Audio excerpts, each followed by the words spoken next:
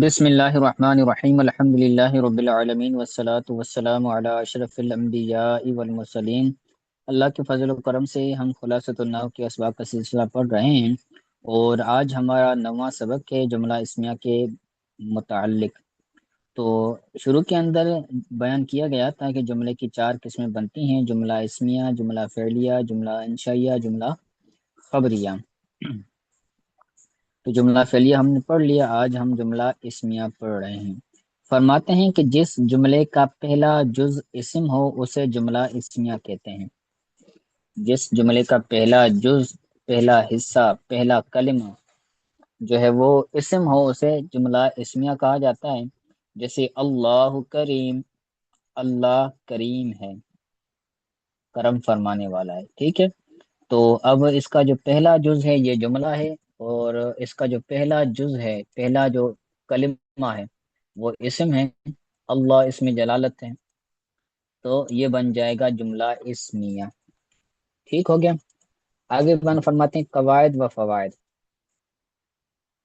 جملہ اسمیہ کے پہلے جز کو مبتدا یا مسند الیہ کہتے ہیں،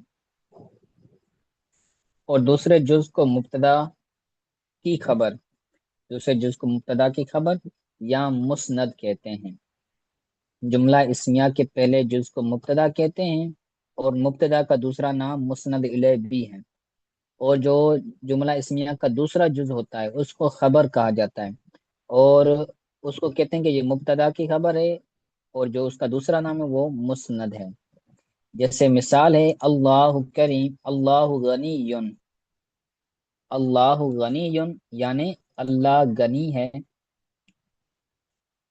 اللہ سخی ہے، غنی ہے، ٹھیک ہے۔ تو غنی یہ اللہ تعالیٰ کی صفت ہے۔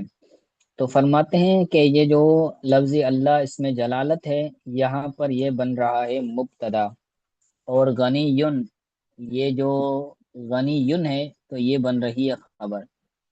پہلا جز اس میں جلالت اللہ ہے تو پھر اس کو کہیں گے ہم مبتدا، اور جو غنی ہے یہ اس کی بنے گی خبر، اور مبتدا کو مسند الیہ بھی کہتے ہیں، اور غنی خبر ہے تو اس کو ہم مسند بھی کہہ سکتے ہیں۔ ٹھیک ہو گیا۔ آگے فرماتے ہیں مبتدا معرفہ یا نکرہ مخصوصہ ہوتا ہے۔ مبتدا معرفہ یا نکرہ مخصوصہ ہوتا ہے، اور خبر عموماً نکرہ ہوتی ہے۔ عموماً مطلب اکثر طور پر مبتدا معرفہ یا نکرہ مخصوصہ ہوتا ہے۔ نکرہ مخصوصہ کسے کہتے ہیں؟ شروع میں ہم نے پڑھا تھا کہ اگر نکرہ کی طرف اضافت ہو، غالباً پڑھا تھا نکرہ کی طرف اضافت ہو تو پھر وہ نکرہ مخصوصہ بن جاتا ہے۔ تو مبتدا یا تو معرفہ ہوگا یا نکرہ مخصوصہ ہوگا، اور اس کی خبر عموماً نکرہ ہی ہوگی، لیکن معرفہ بھی ہو سکتی ہیں، اور خبر جو ہے وہ جملہ بھی ہو سکتی ہے۔ جیسے زید شاعر، زید شاعر ہے، تو زید کیا ہے؟ مبتدا ہے، شاعر اس کی خبر ہے۔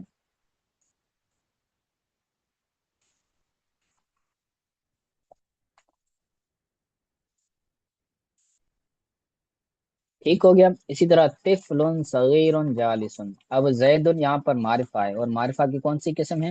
علم۔ ٹھیک ہو گیا۔ اب طفل صغیر جالس، چھوٹا بچہ بیٹھا ہوا ہے، چھوٹا بچہ بیٹھا ہوا ہے یا بیٹھنے والا ہے۔ تو طفل صغیر یہ کیا ہے؟ نکرہ ہے، اور نکرہ مخصوصہ ہے۔ ٹھیک ہو گیا۔ تو نکرہ کی طرف اضافت ہو تو یہ نکرہ مخصوصہ بن جاتا ہے، اور یہ اس کی ایک صورت ہے، اور دوسری صورت یہ ہے کہ نکرہ جب موصوف ہو تو موصوف صفت مل کر یہ بھی جو ہے وہ نکرہ مخصوصہ بن جاتا ہے، تو یہ اس کی جو ہے وہ دوسری نکرہ مخصوصہ کی مثال ہے۔ اور جالسن یہ اس کی خبر ہے، اور شاعر یہ بھی خبر ہے، اور یہ دونوں کیا ہے؟ نکرہ ہیں۔ ٹھیک ہو گیا۔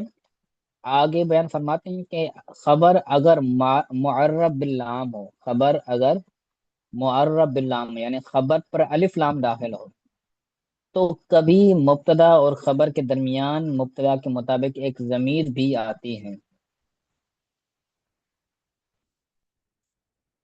مبتدا اور خبر، تو خبر جو ہے وہ اگر معرب باللام ہو، اس پر الف لام داخل ہو تو کیا ہوگا؟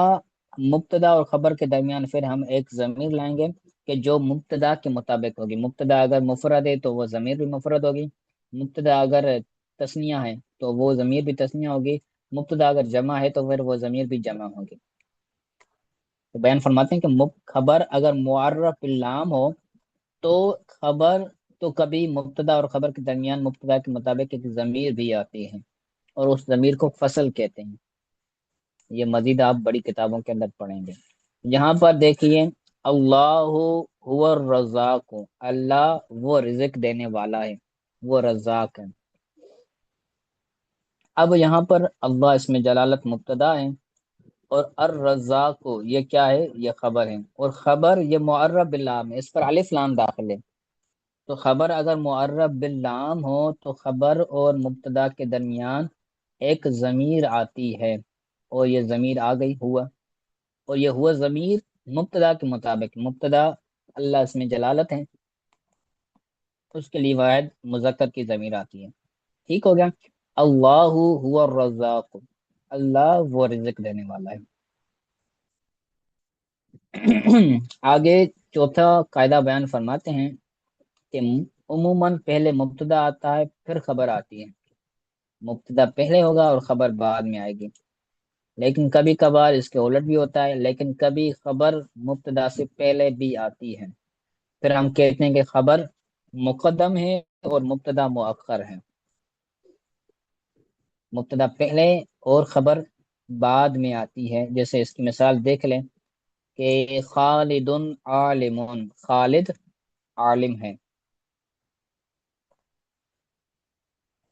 تو خالد مبتدا ہے، عالم اس کی جو ہے وہ خبر ہے۔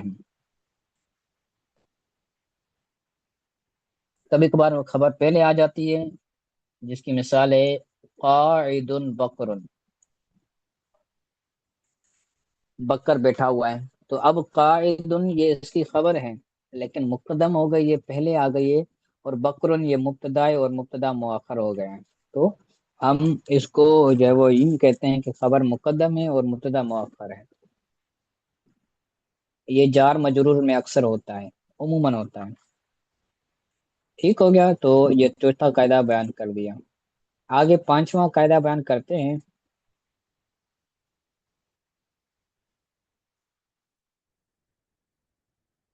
کہ فاعل اور نائب فاعل کی طرح مبتدا اور خبر بھی ہمیشہ مرفوع ہوتے ہیں۔ فاعل اور نائب فاعل کی طرح مبتدا اور خبر بھی کیا ہوتی ہیں؟ مرفوع ہوتی ہیں۔ 8 طرح کے اسم جو ہوتے ہیں وہ مرفوع ہوتے ہیں، تو فاعل بھی مرفوع، نائب الفاعل بھی مرفوع، مبتدا بھی مرفوع، خبر بھی مرفوع، تو 4 یہ ہو گئے۔ ٹھیک ہے، تو 4 مزید بھی ہیں، جو ہے وہ آپ مزید انشاءاللہ تعالی آگے پڑھیں گے۔ خبر کبھی مفرد، کبھی جملہ اور کبھی جار مجرور ہوتی ہے۔ خبر کبھی مفرد، کبھی جملہ، کبھی جار مجرور ہوتی ہیں۔ خبر اگر مفرد ہو تو مذکر مؤنث واحد تثنیہ مثنیٰ مطلب تثنیہ واحد مثنیٰ اور مجموع ہونے میں جمع ہونے میں اس کا مبتدا کے مطابق ہونا ضروری ہے۔ خبر اگر مفرد ہوگی تو واحد تثنیہ جمع مذکر مؤنث میں ہونے میں وہ مبتدا کے مطابق ہوگی، جیسے بکر عالم، تو اب بکر کیا ہے؟ مبتدا ہے، عالم اس کی خبر ہے، تو بکر یہ مذکر ہے تو عالم بھی مذکر ہے۔ ایسا نہیں کہ بکر عالمتن کہہ دیں، تو یہ درست نہیں ہے۔ ہند عالمتن، ہندا عالمہ ہے۔ الرجلان عالمان، 2 شخص عالم ہیں۔ الامرأتان عالمتان، 2 عورتیں عالمہ ہیں۔ ٹھیک ہے، تو خبر اگر مفرد ہو تو ان 5 چیزوں میں وہ مبتدا کے مطابق ہوگی، اور فرماتے ہیں کہ خبر اگر جملہ ہو تو عموماً اس میں مبتدا کے مطابق ایک ضمیر ہوتی ہے. خبر کبھی مفرد ہوتی ہے کبھی جملہ. تو خبر جب جملہ ہوگی تو پھر اس میں ایک ضمیر ایسی ہوگی کہ جو مبتدا کی طرف راجع ہوگی، مبتدا کے مطابق ہوگی. جیسے زید جاء، اب زید یہاں پر مبتدا ہے، جاء یہ خبر ہے، اور جا یہ فعل ہے، اس کے اندر وہ ضمیر اس کا فاعل ہے. تو فعل فاعل مل کر یہ جملہ فعلیہ ہوگا. پھر یہ خبر بنے گی زید کی. زید مبتدا ہے اور جا اس کا جو ہے وہ خبر ہے، اور یہ جملہ ہے. تو اس کے اندر ایک ضمیر ہے جو زید کی طرف راجع ہے، اور اس ضمیر کا زید کے مطابق ہونا ضروری ہے. تو زید مذکر ہے تو یہ ضمیر بھی مذکر ہوگی. آگے بیان فرماتے ہیں ہندن ذہبت. ہندن مبتدا ہے، ذہبت خبر ہے، اور اس کے اندر یہ ضمیر ہے جو کہ ہندن کی طرف راجع ہے. ہندا گئی، زید آیا، ہندا گئی. زید ہوا ذکی، زید وہ ذکی. ذکی کا مطلب ہے ہوشیار، ذہین. سالن بن گئے. زید وہ ذکی ہے، زید وہ ذکی یعنی زید ہوشیار یعنی سمجھدار ہے. تو یہ ہوا ذکی یہ جملہ ہے. وہ مبتدا ہے، ذکی خبر ہے. مبتدا خبر مل کر یہ جملہ اسمیہ ہو کر پھر یہ خبر بنے گی زیدن کے لیے. زیدن یہ مبتدا ہے، اور ہوا ذکی یہ مبتدا خبر ہو کر پھر جو ہے وہ خبر بنے گی زید کے لیے. تو اس کے اندر ہوا ضمیر ہے جو کہ زید کی طرف راجع ہے اور زید کے مطابق ہے. ٹھیک ہو گیا. آگے اسی طرح مثال بیان فرمائیے کہ ہندن ہی ذکیتن. ہندا یہ ہوشیار ہے، ذہین ہے. ذکیہ کا مطلب ہے ذہین. ہندا ذہین ہے. تو ہندا یہ مؤنث ہے، تو پھر یہ ذکیتن یہ بھی جو ہے وہ مؤنث لائی گئی ہے، اور یہ مبتدا خبر ہو کر پھر خبر بنے گی ہندا کے لیے. ٹھیک ہو گیا. تو فرماتے ہیں خبر اگر جملہ ہو تو عموماً اس میں مبتدا کے مطابق ایک ضمیر کا ہونا ضروری ہے. تو آج کے لیے اتنا سبق کافی ہے، آپ اس کو یاد کیجیے گا. اور جو جملہ فعلی آئے وہ والا سبق، اور جو جملہ اسمی آئے وہ والا سبق جو آج پڑھا ہے ہم نے، دونوں یاد کر کے آئیے گا. کل پھر انشاءاللہ تعالی ہم اس سے آگے پڑھیں گے.